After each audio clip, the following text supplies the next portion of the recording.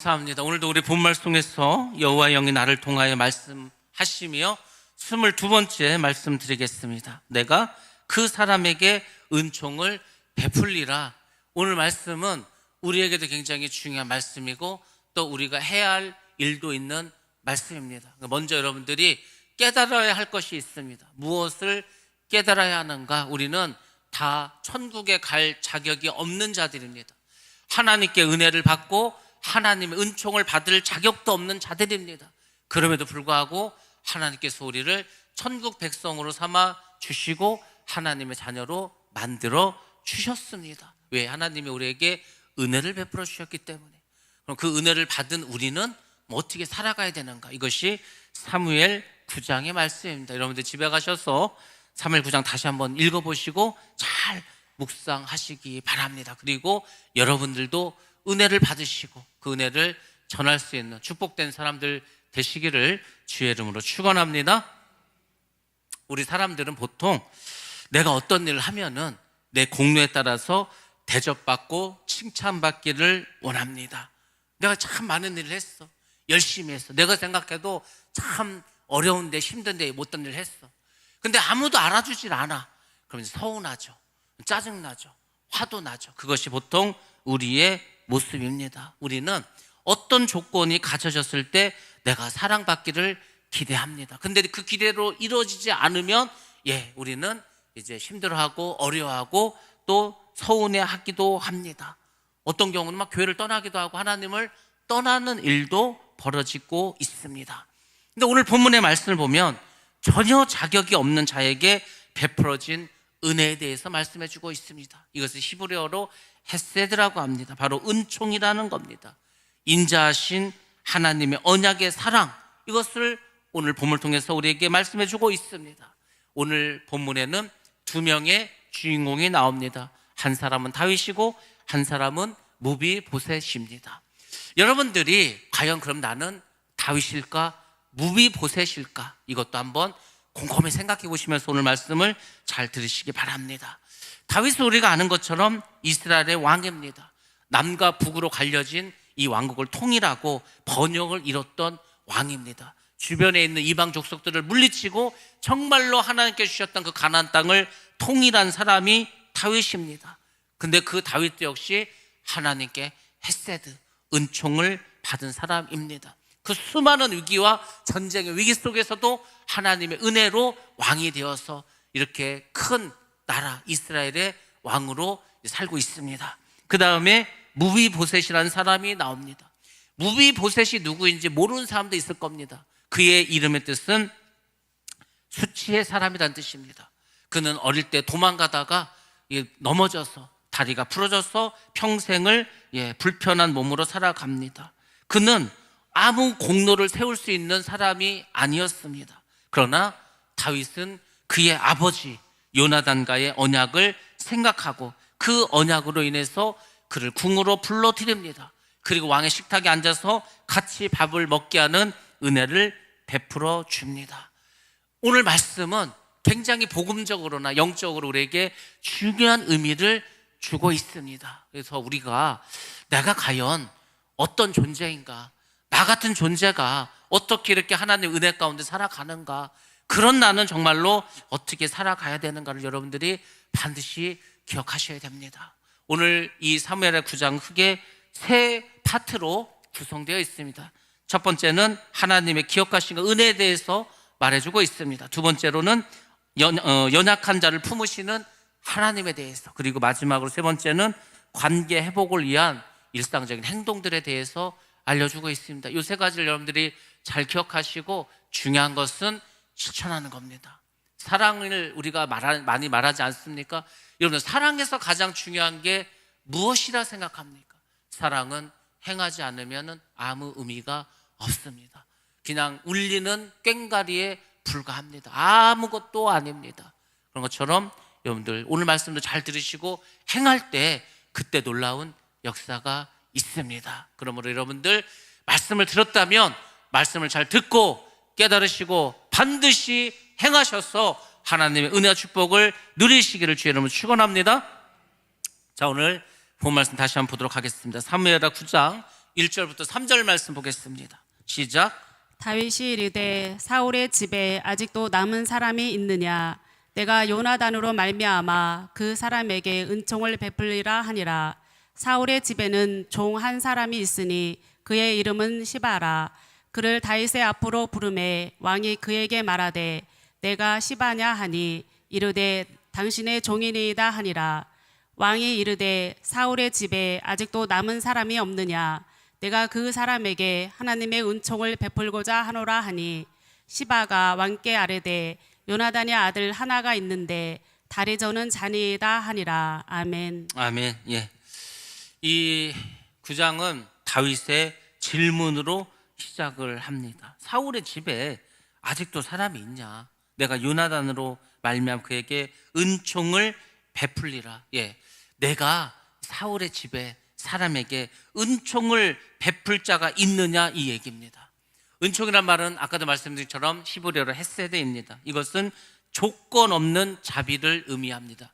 네가 나에게 이런 일을 했으니까, 네가 나를 이렇게 도와줬으니까, 네가 나에게 이렇게 영광을 돌렸으니까 내가 너에게 뭘 주겠다, 이것이 아닙니다. 이 세상의 모든 종교는 자기가 섬기는 신을 기쁘게 해야 됩니다. 그래서 그리스 사람들은 올림피아에 모여서 그 신에게 춤을 추고 술을 바치고 제사를 지냈습니다. 불교를 믿는 사람도 불상을 만들어 놓고 거기에 음식을 차려놓고 절을 합니다. 구슬하는 사람도 마찬가지입니다. 또 정한수를 떠놓고 나무에다가 바위에다가 거기다 먹을 것 갖다 놓고 촛불을 켜고 기도를 합니다. 다 왜 그런지 아십니까? 뭔가 자기가 신에게 어떤 일을 해야 돼. 그래야 그 신이 나에게 뭘 준다. 이것이 모든 사람들이 가지고 있는 신관입니다. 신은 이럴 것이다. 근데 하나님은 그렇지 않습니다. 여러분이 하나님을 위해서 목숨을 드린다 하더라도, 여러분의 집을 팔아 바친다 하더라도, 여러분 이 땅에서 그 어떤 일을 하더라도 하나님이 그것을 보고 여러분에게 복을 주시고 여러분을 구원시키는 게 아니라는 겁니다. 그것으로 우리가 구원을 받는 게 아닙니다. 우리의 구원은 조건 없이 받는 겁니다. 우리가 무엇을 해서 받는 것도 아닙니다. 그것은 하나님의 선물이고 하나님께서 우리에게 베풀어 주신 은혜인 줄로 믿습니다. 그래서 먼저 여러분들 기억하셔야 돼요. 그래서 수요일 날 나와서 반드시 로마서 말씀을 잘 기억하셔야 됩니다. 그리고 이 은총이라는 것은 언약적 사랑을 의미합니다. 하나님은 항상 우리에게 언약을 하십니다. 아브라함 불러서 언약을 주셨습니다. 모세를 불러서 언약해 주셨습니다. 다윗을 불러서 언약을 주셨습니다. 그리고 그것을 행하십니다. 예수님도 마찬가지입니다. 제자들을 부르고 그 제자들에게 말씀을 주시고 약속을 주십니다. 그리고 그 일을 이루십니다. 예수님께서 마지막으로 주신 약속은 무엇입니까? 성령이 너에게 임하시면 너희가 권능을 받고 예루살렘과 온 유다와 사마리아 땅 끝까지 이르러 내 증인이 되리라 약속하셨습니다. 그 약속은 지금도 유효하고 그 약속은 지금도 우리가 이루어야 될 하나님의 약속인 줄로 믿습니다. 그러니까 이 약속을 주심도, 약속을 행하심도 은혜라는 겁니다. 그리고 이것은 단순한 통정이 아닌 신실한 약속의 이행을 말합니다. 하나님께서는 우리에게 그렇게 은혜를 베풀어 주셨습니다.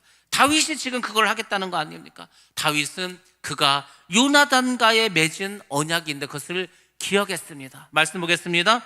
사무엘상 20장 14절부터 17절까지의 말씀 보겠습니다. 시작. 너는 내가 사는 날 동안에 여호와의 인자하심을 내게 베풀어서 나를 죽지 않게 할 뿐 아니라 여호와께서 너 다윗의 대적들을 지면에서 다 끊어버리신 때에도 너는 내 인자함을 내 집에서 영원히 끊어버리지 말라 하고, 이에 요나단이 다윗의 집과 언약하기를 여호와께서는 다윗의 대적들을 치실지어다 하니라. 다윗에 대한 요나단의 사랑이 그를 다시 맹세하게 하였으니 이는 자기 생명을 사랑함 같이 그를 사랑함이었더라. 아멘. 아멘. 다윗과 요나단은 왕권을 가지고 서로 싸울 수 있는 그런 어떤 정적일 수도 있었습니다. 그러나 그들은 그 누구보다도 귀한 우정을 나눴습니다. 우정을 나눴을 뿐만 아니라 서로의 가정에 대해서, 서로의 그 가족을 위해서도 서로 안전을 보장할 것을 약속하고 언약했습니다. 다윗이 그것을 기억했습니다. 그래서 말합니다. 내가 이 요나단과 맺은 언약, 이것을 통해서 내가 어떤 은혜를 베풀어 줄 수 있는 사람이 도대체 누가 있을까? 그렇게 이제 누군가를 찾습니다. 여러분, 여기서 중요한 것이 있습니다. 은혜는 받을 자격이 있는 사람을 찾는 것이 아닙니다. 야, 이 은혜를 내가 좀 주려고 하는데 그 은혜를, 그 축복을 받을 만한 자격 있는 사람이 누구냐, 이걸 찾는 것이 아닙니다. 만약 그걸 찾았다면 하나님은 아무도 구원할 수가 없습니다. 우리는 하나님의 복이나 하나님의 축복을 거저 받은 것이지 우리가 자격이 있어서 받은 사람이 아무도 없다니까요. 여러분들, 서울대학교는요, 자격이 있어야 갑니다. 올림픽에서 금메달도 자격이 있어야 받을 수가 있습니다. 판검사나 의사도 다 국가고시를 치러서 자격이 있어야 받을 수가 있는 겁니다. 만약에 천국을 어떤 자격을 갖춰야 갈 수 있다면 아무도 갈 수 없습니다. 천국은 그렇게 누구나 갈 수 있는 곳이 아닙니다. 하나님이 그것을 아시죠. 하나님 보실 때 하나님의 마음에 합하고 정말 하나님이 기뻐할 사람이 이 땅에 얼마나 있겠습니까? 거의 없습니다. 아무리 우리가 예수를 잘 믿고 하나님이 기쁘시게 한다 하더라도 여전히 하나님 보실 때는 우리는 죄인이고 연약한 것이 많습니다. 우리의 의를 가지고서는 누구도 의롭다함을 입을 수도 없습니다. 그래서 하나님께서는 어떻게 하셨습니까? 예수 그리스도를 보내셨습니다. 그분이 우리를 위해서 죽으시고 부활하시고 승천하시를 믿는 사람들에게 너희가 그것을 믿으면 내가 그것을 의롭다 하겠다.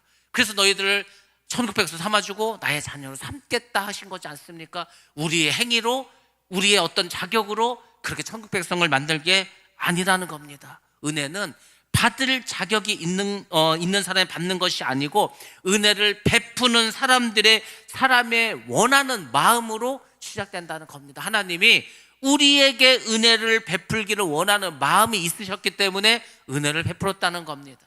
다윗이 이 사울의 집안에 누가 다윗 자기에게 뭘 잘해서 자격을 가진 사람에게 은혜를 베풀겠다는 게 아니고 누군가만 있으면 그 사람에게 내가 은혜를 주겠다고, 은총을 베풀겠다, 그 마음을 가졌기 때문에 누군가를 사울의 집에서 찾기 시작했습니다. 하나님께서 우리에게 주시는 은혜도 바로 이런 은혜라는 거죠. 그때 무비보셋이 나오게 됩니다. 여러분들, 무비보셋이 어떤 사람이었고 어떤 상태로 그가 살아가고 있었습니까? 4절과 6절에 보면은 무비보셋의 상태에 대해서 나옵니다. 무비보셋은 우리가 아는 것처럼 사울왕의 손자였습니다. 요나단의 아들이었습니다. 그가 어디서 살고 있는지 아십니까? 예루살렘에 살았겠습니까? 그렇지 않습니다. 루드발이라는 곳에 살았습니다. 루드발이 어떤 의미를 가지고 있는 단어냐면 목초가 없는 곳이라는 뜻입니다. 불모지라는 것입니다. 황폐한 곳이라는 겁니다. 짐승을 키우기도 어렵고 농사를 짓기도 어렵고, 왜? 자기 가문의 일만 멸망당했어.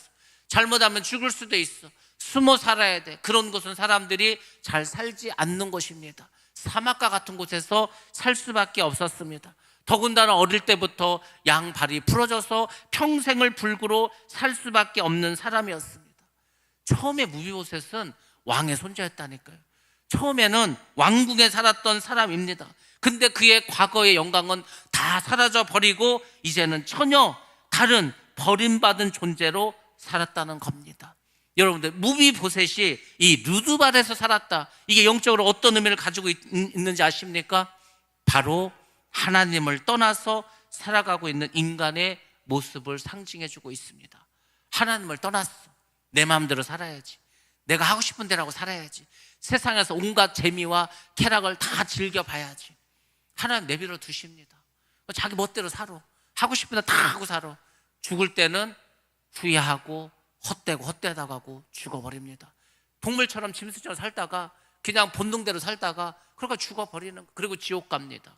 얼마나 헛된 인간입니까? 얼마나 정말로 어떤 소망도 없는 그런 사막과 같은 삶이겠습니까? 그 모습이 바로 우리 인간의 모습이라는 겁니다. 죄로 인해서 영적으로는 전부 다 장애의 모습을 가지고 살아가는 것이 오늘날 믿지 않는 사람들의 모습이라는 겁니다. 하나님의 은혜가 아니고서는 회복될 수 없는 상황이라는 겁니다. 지금 무비보셋은 자기가 할 수 있는 게 아무것도 없어. 자기가 군사를 모아서 다시 다윗을 제거해가지고 자기가 왕이 될 그럴 소망도 꿈도 꾸지도 못합니다. 당장 살아가는 것 자체가 힘든 사람이야. 그 무비보셋이 이제 어떻게 합니까? 왕이 앞에 서게 됩니다. 다윗 앞에 서게 되죠. 6절에서 8절에서 그 모습이 나옵니다. 다윗 앞에 나온 무비보셋은 다윗에게 엎드립니다. 그리고 자기 자신을 소개합니다. 자기 자신을 뭐라고 소개한지 아십니까? 자신은 죽은 개와 같은 자라고 말합니다. 죽은 개와 같은 나를 어찌 왕이 돌아보시나이까? 어떻게 나를 왕궁으로 불러주십니까? 죽은 개가 뭔지 아십니까? 그 당시 유대 사회에서 가장 경멸적인 표현이 죽은 개라는 거예요. 야, 너는 죽은 개 같은 놈이야. 이 욕이 아주 가장 경멸적인. 그러니까 그 다윗 왕 앞에 섰을 때 무비보셋은 자신이 정말 무가치한 사람, 정말 죽은 개와 같은 그런 사람이라는 것을 고백합니다. 그리고 자기 자신을 최대한으로 낮춥니다. 여러분들, 죽은 개와 같다, 이게 우리가 사실은 하나님 앞에 가서 우리가 고백해야 될 말입니다. 하나님, 나는 죽은 개와 같은 존재입니다. 사람들이 이렇게 합니까? 앞에 가서, 하나님 앞에 가서 원망하고 불평하고, 왜 하나님 내가 이렇게 열심히 사는데, 열심히 믿음으로 사는데 왜 하나님 내 기도를 들어주지 않습니까? 하나님 원망한다니까요. 죽은 개 같은 존재 우리는. 여러분들, 우리가 이 땅에서 돈을 많이 벌면 행복합니까? 건강하면 죽지 않습니까? 높은 자리에 올라가면 계속 그 높은 자리에 있습니까? 아니라고요. 나이를 먹으면 늙어집니다. 그렇게 유명했던 영화배우, 그렇게 이뻤던 사람들, 그렇게 멋있던 사람들이 나이 먹으면은 다 그냥 보잘것 없어집니다. 돈 많으면 행복할 것 같습니까? 너무 많으면 걱정만 많아집니다. 그것으로 인해서 병이 생깁니다. 헛된 거라고. 근데 사람들은 그게 다라고 생각해. 그 안에 뭐가 있다고 생각하죠. 그렇지 않습니다. 우리는 하나님 앞에서 다 죽은 개와 같습니다. 하나님 앞에 가서, 하나님, 나는 죽은 개와 같습니다. 하나님이 아니고서는, 하나님이 함께하지 않으면, 하나님 도와주시지 않으면 나는 아무것도 할 수 없는 무가치한 존재입니다. 하나님은 그런 자를 기뻐하시고 그런 자에게 복을 내려주실 줄로 믿습니다. 맨날 하나님 봐서 원망불평하는데 하나님 기뻐하시겠습니까? 우리가 그 생각을 해야 돼. 우리가 조금 높아지고 조금 상황이 나아지면은요, 자꾸 사람은 변화됩니다. 기도원에 가면은 많은 사람들이 와. 그래서 죽을 병 걸리면은 나를 살려주시면 정말 전 재산을 팔아서 바치겠습니다. 나를 살려주시면 하나님 뜻대로 살겠습니다. 하나님 원하신 대로 살겠습니다. 병을 고쳐줬어. 어떻게 하는지 아십니까? 교회를 떠나버립니다. 왜? 집 팔아 바치기도 싫고 하나님 뜻대로 살기도 싫어. 또 세상에 나가서 죄를 짓고 마음대로 삽니다. 그러다 죽어간다니까. 여러분들, 하나님께서 우리를 불쌍히 여기셔서 그분이 그 공의로 예수 그리스도 보내주지 않았으면요, 우리는 진짜 죽은 개로 살다가 죽는 겁니다. 그냥 아무도 천국 가지 못합니다. 우리가 기뻐해야 되고 감사될 것은요, 죽은 이 개와 같은 우리를 하나님의 자녀로 삼아주시고 하나님 나라의 백성으로 삼아주시고 하늘나라를 소망할 수 있도록 해주신 것, 그것으로 우리는 기뻐하고 감사할 줄로 믿습니다. 오늘 사람들은 근데 그것을 모르죠. 그저 이 땅에서만 잘 되면 나는 복을 받았다 생각하죠. 그렇지 않습니다. 절대 그렇지 않습니다. 이 고백은 정말 죽은 개와 같다고 무비보셋이 다윗에게 말하는 이 고백은요, 죄인들의 모습을 보여주고 정말 우리 실상을 보여주는 겁니다. 다 우리는 하나님 앞에서 영적으로 죽은 개와 같은 자라는 겁니다. 근데 하나님 우리를 그분의 은혜로 자녀 삼아 주셨다. 이것을 우리가 지금은 잘 알지 못합니다. 그러나 나중에 여러분 천국 가면은 아시게 될 거예요. 야, 내가 어떤 존재였구나. 내가 정말 천국 갈 수 없는 그런 존재였구나. 근데 내가 이거 천국에 왔구나. 하나님의 은혜로 그것을 깨닫게 될 것입니다. 다윗은 무비보셋을 불러놓고 이제 그에게 은혜를 베풀어 줍니다. 어떤 은혜를 주었을까? 9절부터 13절 말씀을 같이 한번 보겠습니다. 시작. 왕이 사울의 시종 시바를 불러 그에게 이르되, 사울과 그의 온 집에 속한 것은 내가 다 내 주인의 아들에게 주었노니 너와 내 아들들과 내 종들은 그를 위하여 땅을 갈고 거두어 내 주인의 아들에게 양식을 대주어 먹게 하라. 그러나 내 주인의 아들 무비보셋은 항상 내 상에서 떡을 먹으리라 하니라. 시바는 아들이 15명이요 종이 20명이라. 시바가 왕께 아뢰되, 내 주 왕께서 모든 일을 종에게 명령하신 대로 종이 준행하겠나이다 하니라. 무비보셋은 왕자 중 하나처럼 왕의 상에서 먹으니라. 무비보셋에게 어린 아들 하나가 있으니 이름은 미가더라. 시바의 집에 사는 자마다 무비보셋의 종이 되니라. 무비보셋이 항상 왕의 상에서 먹음으로 예루살렘에 사니라. 그는 두 발을 다 절더라. 아멘. 아멘. 예, 다윗이 베푼 회복의 은혜에 대해서 크게 세 가지로 성경 말씀해 주고 있습니다. 첫 번째로 다윗은 무비보셋에게 사울의 모든 땅을 돌려줍니다. 사울이 왕이었다니까요. 왕이었으면 땅이 얼마나 많았겠습니까? 그 왕이 가졌던 땅을 다 빼앗겼어. 누군가가 다 차지했어. 어떤 집안이 풍비박살 나버리면 재산이 다 없어지지 않습니까? 누가 가져갔는지도 몰라. 이놈 저놈 다 들어와가지고 다 가지고 나갔어. 뭐가 남았겠습니까? 가진 재산이 없으니까 루드발 황폐한 곳에 가서 살지 않았습니까? 근데 다윗이 사울 왕의 모든 땅을 무비보셋에게 돌려줍니다. 재산을 회복시켜 주었다는 겁니다. 여러분들이 꼭 기억하셔야 될 게 있습니다. 뭔지 아십니까? 악한 마귀 사탄은요, 여러분에게 와서 도적질을 합니다. 정말로 여러분의 물질을 도적질합니다. 쓸데없는 것에 투자하게 하고요, 하지 않아야 될 일을 하게 하고요, 엉뚱한 것에 돈을 쓰게 하고요. 그렇게 됩니다. 1,000만 원을 벌었는데 2,000만 원을 쓰게 해. 평생을 돈을 벌어서 가지고 있었는데 병이 나서 다 써버렸어. 그렇게 한다니까요. 여러분들, 우리가 하나님께 드리는 걸 아까워하죠. 하나님께 드림으로 하나님께서 우리에게 복을 주시고 막아주시는 건 얼마나 더 많은지 아십니까? 사람들 그걸 몰라. 그러니까 없어서 못 한다고, 안 하니까 없는 겁니다. 없는데 하면 하나님 더 부어주실 줄로 믿습니다. 여러분들이 물질감부터 회개하셔야 되는 거예요. 물질감부터. 이것이 안 됐는데, 아니 뭐 생명도 드린다고 말만 하면 뭐합니까? 내가 가진 것도 지금 못 드리는데 왜 내가 가진 거를 못 드리는지 아십니까? 이유는 하나입니다. 내 거라고 생각해서 못 드리는 거예요. 원래 11조가 뭡니까? 11조의 개념은 모든 것이 하나님 것이야. 모든 것이 하나님 것인데, 이것이 하나님 것이라는 것을 내 믿음의 신앙의 고백으로 10의 하나를 드리는 겁니다. 10의 하나만 드려도 하나님은 다 하나님께 드린 것으로 받으시겠다는 거예요. 기뻐하시겠다는 거예요. 그것도 못해. 힘들어요. 내 건데 그거 아깝게 어떻게. 내가 벌고요, 내가 다 잃어버리는 거예요. 이 귀신 때문에, 마귀 때문에, 사탄 때문에. 하나님 지켜주시고 하나님의 복을 주신다는 생각을 못하는 거죠. 여러분들, 하나님께서 우리에게 복을 주실 때에는 먼저 재산, 물질도 회복해 주심을 기억하시기 바랍니다. 그리고 다시는 마귀에게 여러분의 재산을 빼앗기지 마시기 바랍니다. 기도하시고 지혜롭게 살아가시기 바랍니다. 예수를 믿는 사람은 비둘기처럼 순결해야 되지만 뱀처럼 지혜로워하셔야 됩니다. 지금 주변에서 사방에서 온갖 악한 마귀들이 우리의 것을 훔쳐가려고 얼마나 지금 난리도 아닌데, 재산도 뺏어가고 기쁨도 뺏어가고, 할 수만 있으면 구원도 뺏어가려고 난리인데 여러분들이 어떻게 사시려고 합니까? 하나님은 우리에게 재산을 회복해 줍니다. 두 번째, 시바를 종으로 섬기게 했습니다. 이 시바가 자기가 가지고 있는 종들도 있어. 그 모든 종으로 하여금 전부 다 무비보셋의 종이 되게 합니다. 존엄을 회복시켜 줬다는 겁니다. 하나님을 믿으면 하나님 여러분을 존귀한 자로 만들어 줍니다.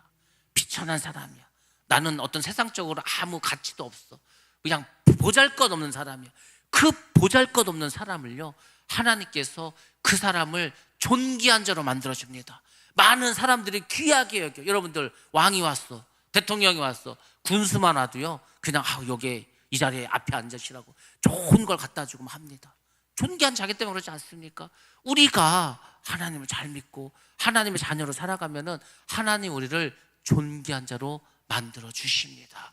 여러분들, 난 비천하고 나는 아무것도 아니고, 나는 비천하고 아무것도 아니죠. 그 말은 맞는 말인데, 하나님이 우리에게 은혜를 베풀어 주시고 그분이 우리에게 은혜를 내려주시면 우리는 존귀한 자로 회복되게 될 줄로 믿습니다. 세 번째로는 왕의 상에서 먹게 했다는 겁니다. 우리의 신분을 회복시켜 줬다는 겁니다. 우리는요, 다 죽은 개와 같은 지옥 갈 신분, 마귀의 자녀였습니다. 그런 우리를 하나님의 자녀로 삼아 주셨다는 겁니다. 왕의 상에서 누가 먹습니까? 왕자나 먹지, 왕의 자녀나 먹는 거지. 뭐 아무나 와서 앉아서 먹을 수 있습니까? 다윗은 그 무비보셋을 왕의 상에서 먹게 해서 그의 신분을 회복시켜 주었습니다. 우리 다 마찬가지라니까요. 이것이 우리가 뭘 잘해서 한 게 아니라, 무비보셋이 지금 다윗을 한 게 뭐 있습니까? 아무것도 없어. 그냥 숨어서 산 거밖에 없어. 여러분들이 하나님께 뭘 그렇게 잘해서, 뭘 그렇게 열심히 했습니까? 없어. 근데 하나님 불러서 예수 믿게 하고 구원을 주시고 하나님의 자녀가 되게 하시고 기도함으로 하나님의 사명도 주시지 않았습니까? 뭐 이걸 생각해야 돼. 우리는 이거에 감사할 수 있어야 되는 거예요. 근데 그걸 생각하지 못해. 그러면 반드시 우리 입에서는 원망과 불평이 나올 수밖에 없습니다. 이스라엘 백성은 참 신기하지 않습니까? 노예 생활에, 종살이에 맨날 가서 피라미드나 만들어야 돼. 일생을 태어나서 죽을 때까지 노동만 하다 죽어야 돼. 별 재미도 없어. 맨날 하나님께 구원해달라고 그래. 우리를 이 종의 모습에서 좀 살려달라고. 하나님께서 출애굽시키지 않습니까? 광야로 나왔어. 그러면 어떻게 됩니까? 기뻐하고 감사해야죠. 우리를 드디어 이 종의 상태에서 벗어나게 하셔서 하나님께서 우리를 불러내주셔서 감사하다고. 며칠 지나지도 않았습니다. 홍해도 건넜어. 홍해도. 근데요, 물이 없다고 원망불평합니다. 또 조금 지나니까 먹을 게 없다고 원망불평합니다. 또 조금 지나니까 맨날 만나면 먹어서 질려서 이제 고기가 먹고 싶다고 또 원망불평합니다. 예수를 믿기로 했으면 하늘의 소망을 가져야 돼. 가나안 땅에 갈 것을 고대해야 돼. 그분을 믿어야 돼. 아니, 그렇게 10가지 재앙을 내린 걸 보지 않았습니까?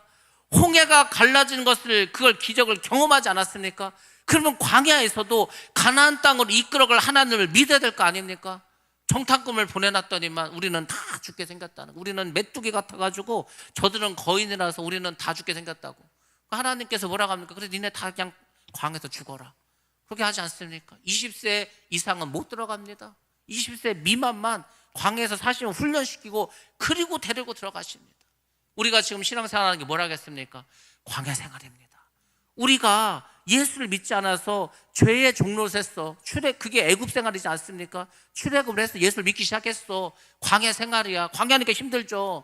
먹을 것도 없고 마실 물도 없고 힘들고 귀찮고 고통스럽고. 근데 여러분들, 이 광야 생활을 잘 견뎌야 가나안 천국에 들어갈 줄로 믿습니다. 출애굽한 모든 사람이 들어간 게 아니라고 하지 않았습니까? 여러분들 기억하시기 바랍니다. 그 얘기가 뭡니까? 다 교회 단다고 천국 가는 게 아니야. 교회는 나와 주일날, 예배는 1시간 드려. 세상에 나가 내 마음대로 살아. 그 사람이 어떻게 들어갑니까? 그 사람 천국 가서 뭐라고 살 거예요? 맨날 원망불평했는데, 세상만 사랑했는데, 세상 것만 항상 소망하고 살아갔는데, 그 마음 예수 그리스도가 없는데, 성령의 권능을 받고 복음을 전한 적도 없는데 어떻게 천국에 들어가서 살 생각을 합니까? 이 땅에 살다가 그냥 죽은 개처럼 죽어가는 거지. 우리가 예수를 믿는다면은요, 이것을 기억해야, 예수를 믿는 게 뭐고, 우리의 신앙생활은 무엇이고, 나는 어떻게 살아가야 되고, 내가 어떻게 해서 천국에 들어갈 수 있게 되었는가를 생각해 봐야 되는데, 그런 건 별 관심이 없어. 교회 다니니까 천국 가겠지. 성경은요, 교회 다니면 천국 간다는 말이 없습니다. 하나님의 뜻대로 행하는 자가 천국 가는 거라고. 하나님의 뜻은 무엇입니까?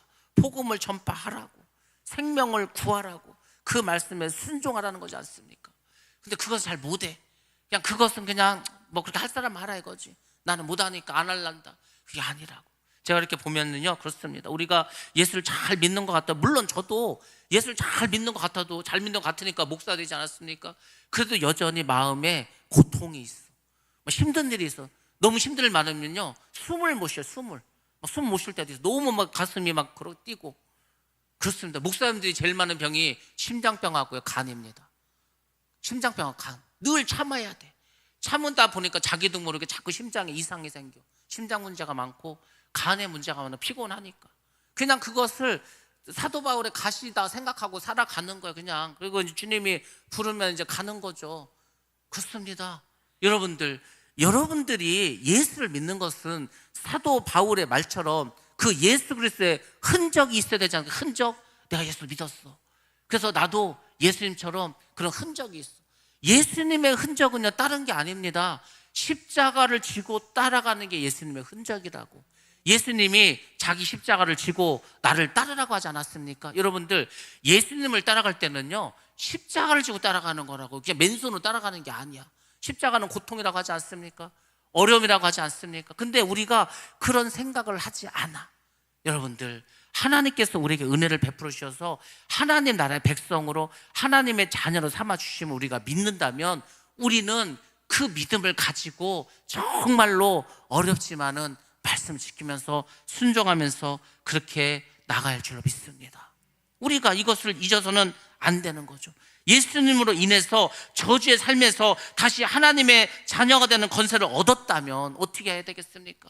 그 은혜를 헛되이 보내지 마시고 다시금 이 어떤 죄의 병기로 내 몸을 더럽히지 마시고 순결한 신부로 살아가시길 주의 이름으로 축원합니다. 무비보셋은 평생 다윗의 왕의 식탁에서 아들과 같이 먹게 됩니다. 이것이 무엇입니까? 우리가 바로 하나님 나라의 식탁, 곧 복음 안에서 우리가 누리는 은혜의 상징입니다. 우리는 하나님의 식탁에서 늘 먹습니다. 그게 문제지. 지금 와서 예배 드리는 거죠. 지금 예배를 드리는 게 하나님의 식탁에서 우리가 먹고 마시는 것인 줄로 믿습니다. 이게 뭐 아무나 합니까? 왕이 와서 앉아서 먹으라고 해 먹는 거지. 여러분들 지금 와서 예배 드리는 게 그걸 말하는 겁니다. 하나님의 은혜를 받는 거라는 거죠. 여러분들, 물질이나 신분의 회복보다 더 중요한 것은 하나님의 식탁에 앉아서 같이 먹는 거예요. 제가 이것을 친교라고 말했습니다. 코이노니아라고 말했습니다. 우리는요, 우리끼리도 코이노니아, 우리끼리도 정말 하나님의 이 은혜를 생각하면서 서로 교제하고 친교할 수 있어야 됩니다. 그리고 하나님과도 교제하셔야 됩니다. 하나님은요, 때로는 이렇게 말씀하셔야, 야, 너 자꾸 세상에 나가서 바쁘게 돌아다니고 힘들게 일하고 이렇게 하지 말고 그냥 나하고 놀자, 그럴 때 있습니다. 하나님은요, 우리와 함께 하기를 원해. 우리와 같이 하기를 원해. 그래서 우리에게 임마누엘이 되어주신다고 하지 않았습니까? 하나님이 함께 하시겠다고. 근데 하나님은 함께 하신다고 그러는데 자꾸 우리는 하나님 주시를 떠나는 거예요. 부모는 자식을 얼마나 이뻐합니까? 같이 있고 싶고 놀아주고 싶고 막 해. 근데 이놈들 좀 컸다고 그냥 친구만 만나러 나가는 거, 맨날 친구만. 저도요, 이제 그 딸이 외국에 있는데 가끔 뭐 어쩌다 한국에 왔어. 집에서는 별로 밥도 먹지도 않고 얘기도 별로 하지도 않고, 자기도 이제 한국에 오랜만에 왔으니까 친구도 만나야 되고 할 일이 얼마나 많겠어. 사야 될 것도 있고 병원도 가야 되고. 그러다가 훌쩍 가버려. 그럼 부모의 마음 어떻겠습니까? 제대로 같이 밥도 먹어본 적도 없어. 하나님도 마찬가지. 하나님도 우리하고 좀 같이 하기 위해서 그렇게 해서 아담도 창조하시지 않았습니까? 근데 자꾸 도망만 가려고 그래. 여러분들이 하나님께 자꾸 나오시기 바랍니다. 예배의 자리로 나오시기 바랍니다. 기도의 자리로 나오시기 바랍니다. 그리고 그분과 교제하시기 바랍니다. 그것이 진정한 회복이지 않겠습니까? 돈만 많이 벌고 세상에서 존귀한 자만 되면 뭐합니까? 하나님과 진짜 중요한 관계는 같이 앉아서 식사하는 은혜, 그것이 진정한 축복인 줄로 믿습니다. 또 하나, 그런 복을 받은 여러분이라면 우리 공동체 안에서 상처받은 사람들과 함께 먹는 자리를 내어줄 수 있어야 합니다. 이것이 은혜와 회복의 시작이라는 겁니다. 한국 기독교는 이걸 못했어. 이걸 못했기 때문에 문제가 생기고 그 사람들이 다 교회는 사랑이 없다고 떠나고 이단으로 가버렸습니다. 여러분들, 지금 우리 교회에 몸이 아파서 못 나오신 분들이 있습니다. 제가 늘 말씀드리지 않습니까? 그분들에게 기도도 좀 해드리고 전화도 좀 해보고 갈 수 있으면 신방도 좀 가보라고. 여러분들은 얼마나 그것을 해보셨습니까? 그냥 목사님 하시면 되죠. 아니면 전도사님 하시면 되겠죠. 물론 할 수 있습니다. 근데 여러분들, 그분들은요, 목사도 아니고 전도사도 아닌 여러분이 기도하고 여러분이 찾아와주고 여러분이 전하면 훨씬 더 기뻐할 겁니다. 이 사람이 어떻게 나를 기억하고 있지? 그렇습니다. 제가 어떤 목사님한테 참 오랜만에 카톡을 보냈습니다. 제가 그랬어. 제가 늘 참 목사님 참 뵙기도 힘들고 늘 기억하면서 기도합니다. 근데 그 목사님이 자기와 자기 가족을 위해서 매일 기도해 준다는 거에 너무 고마워하더라고요. 아무도 그분을 기억하지 않습니다. 가족들조차도, 형제들조차도 별로 그렇게 반가하지도 않아. 근데 누군가가 나를 위해서 매일 기도한다는데 얼마나 고맙겠습니까? 여러분들이 누군가에게 그런 존재가 되어야 합니다. 여러분들은 좀 성숙하지 않았습니까? 믿음 좀 성장하지 않았습니까? 성숙하고 성장한 어른이 어린 자녀들, 어린 사람들, 연약한 자들을 보호하는 거지, 연약한 자들이 강한 자를 보호하지 않습니다. 그래서 여러분들이 정말로 이제는 말이 아니라 이런 사랑도 반드시 좀 지키시기를 바랍니다. 중요하다니까요. 이것을 여러분들이 실천할 수 있어야 합니다. 루터가 오늘날 이런 얘기를 했습니다. 어느 왕이 감옥에 있는 죄수를 용서했어. 왕궁으로 데려왔어. 그리고 이 사람을 내가 이제 나의 아들로 입양하겠다고 선포를 했습니다. 그럼요, 그 사람은 더 이상 죄수가 아닐 뿐만 아니라 왕자의 신분으로 바뀝니다. 지금 무비보셋이 그런 존재가 되었다는 거지 않습니까? 무비보셋이 바로 그런 은혜를 받았다는 겁니다. 근데 여러분, 복음도 마찬가지죠. 복음도 다른 게 아니라고. 그냥 마귀의 자식이었어. 죄의 종이었어. 그런 사람들을 하나님께서 예수를 통해서 하나님께 오게 하시고 우리를 자녀 삼아 주시지 않으셨습니까? 하나님 단지 여러분의 죄만 용서해 주셨습니까? 아닙니다. 하나님은 우리의 죄도 용서하시고 우리로 하여금 자녀로 삼아 주신 줄로 믿습니다. 그 은혜가 더 크지 않습니까? 우리의 죄를 사하여 주신 것도 감사하실 일이죠. 근데 하나님의 자녀로 삼아준 건 훨씬 더 큰 은혜지 않습니까? 우리가 그런 은혜를 받은 자들입니다. 자, 여러분들, 오늘 본문의 말씀 통해서 다윗은 누구를 상징하는 것 같습니까? 다윗은 바로 예수님의 모형을 보여주고 있습니다.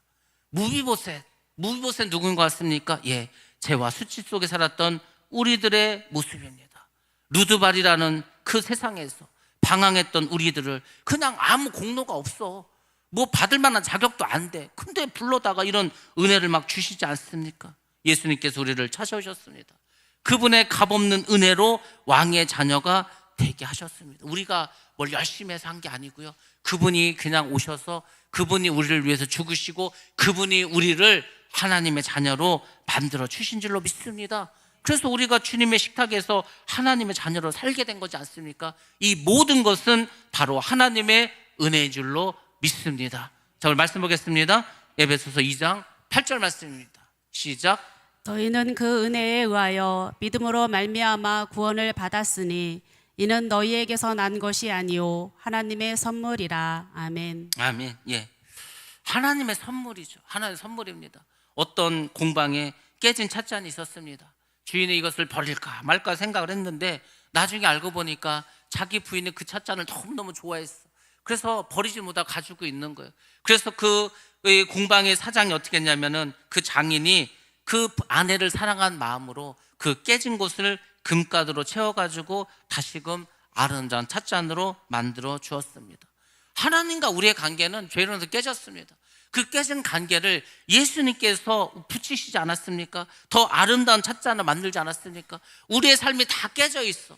깨진 삶이 얼마나 많습니까? 근데 주님께서는 그 깨진 우리의 삶도 회복시켜 주시고 붙여주시고 그 상처를 치유해 주시는 고마운 은혜로운 축복의 주님인 줄로 믿습니다. 그러니까 우리가 지금 살아가는 거지 않습니까? 여러분들이 예수를 믿지 않고 지금까지 살아왔다면 어떤 삶을 살겠습니까? 많은 사람은 알코올 중독자로, 많은 사람들은 세상의 어떤 그 고통 가운데 질병으로, 정신문제로 병원에 가고 정말 어려운 삶을, 비참한 삶을 산 사람도 많았을 것입니다. 그나마 예수를 믿고 따르니까 이만큼이라도 사는 거지 않습니까? 그 주님의 은혜를 여러분 생각하시기 바랍니다. 제가 여러분들의 몇 가지 질문을 드리면서 숙제를 내드리도록 하겠습니다. 여러분들 한 주간 동안 이 말씀을 잘 기억하시고 한번 집에서 생각해 보시기 바랍니다. 첫 번째, 나는 여전히 루드발에 머물고 있지는 않은가? 예수를 믿는다 하면서도 여전히 황무지에서 그 세상 속에서 살아가고 있지는 않은가? 예수를 믿는데 왜 내 안에 기쁨은 없을까? 하나님의 일을 하는데 왜 나는 원망과 시기와 질투밖에 없을까? 뭔가가 이상하지 않습니까? 뭔가가 빠진 것 같지 않습니까? 그렇습니다. 성령이 없으면 그런 거예요. 예수를 믿는데 성령은 아직 받지 못했어. 성령을 받지 못해서 성령의 권능이 없어. 그럼 전도도 못하는 겁니다. 예수를 믿어. 여러분들, 예수를 믿는 것은 내가 주님을 깨닫고 회개를 하고 죄사함을 받고 세례를 받고 깨끗한 심령 가운데 성령을 받는 데까지 가야 예수를 믿는 거라고 하지 않았습니까? 많은 사람들이 그냥 난 예수를 믿어, 거기서 끝납니다. 그 능력이 없어. 여러분들, 예수를 믿는다면 반드시 성령의 권능을 받으셔야 합니다. 그래야 복음도 전할 수 있고 그래야 깨진 삶이 회복되는 겁니다. 여러분들, 그 성령의 권능, 성령의 충만함까지 나아가시길 주로 축원합니다. 두 번째로, 나는 은혜 받은 자답게 다른 사람에게 햇세드를 베풀고 있는가? 내가 그 하나님의 은혜와 은총을 받았다면 나는 그것을 지금 누군가에게 전해주고 있는가? 다윗이 하나님께 은혜를 받고 은총을 받았습니다. 그래서 무비보셋을 불러서 은혜를 베풀지 않습니까? 여러분은 지금 누구에게 은혜를 베풀고 있습니까? 아니면 여러분 받고만 있습니까? 받으면서도 원망하고 불평만 하고 있습니까? 왜 이거밖에 안 주냐고.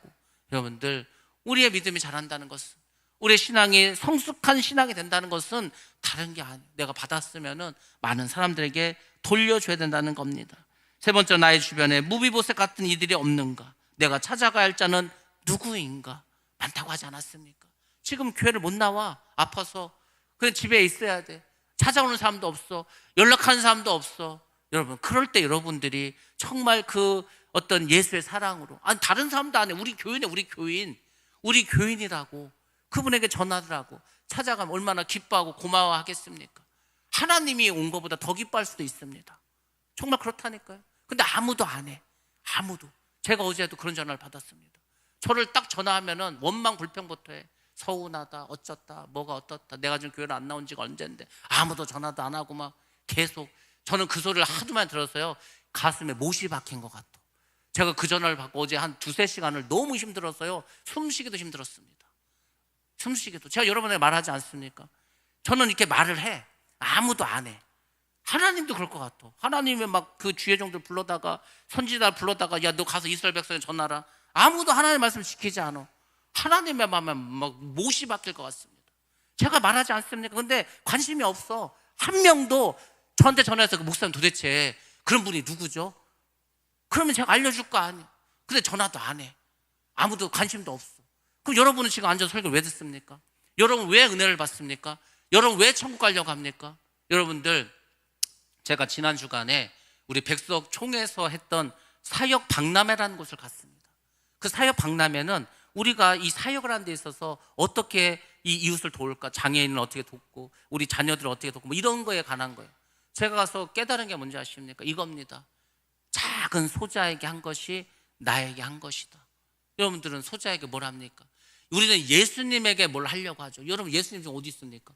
여러분 예수님에게 뭘 할 수 있습니까? 예수님이 지금 어디 계셔? 우리가 예수님께 하는 거는요, 여러분 주변에 있는 소자에게 하는 것이 바로 주님께 하는 것인 줄 믿습니다.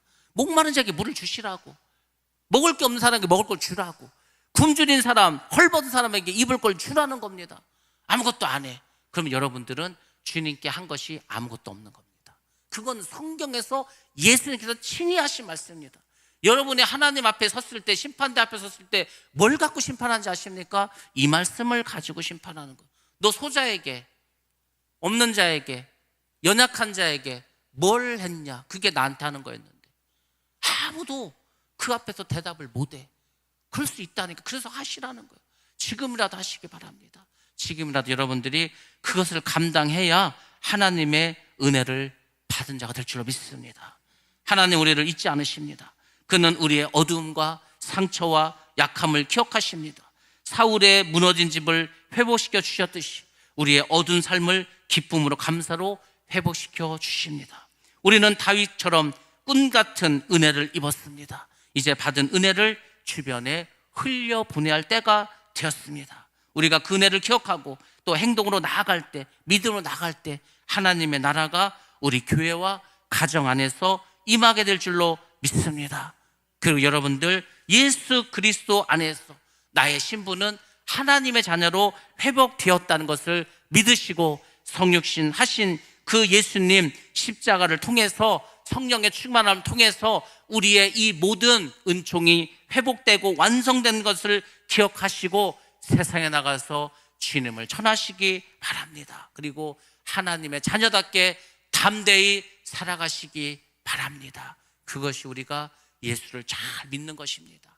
그런 축복된 우리 모두가 되기를 주님의 이름으로 축원합니다.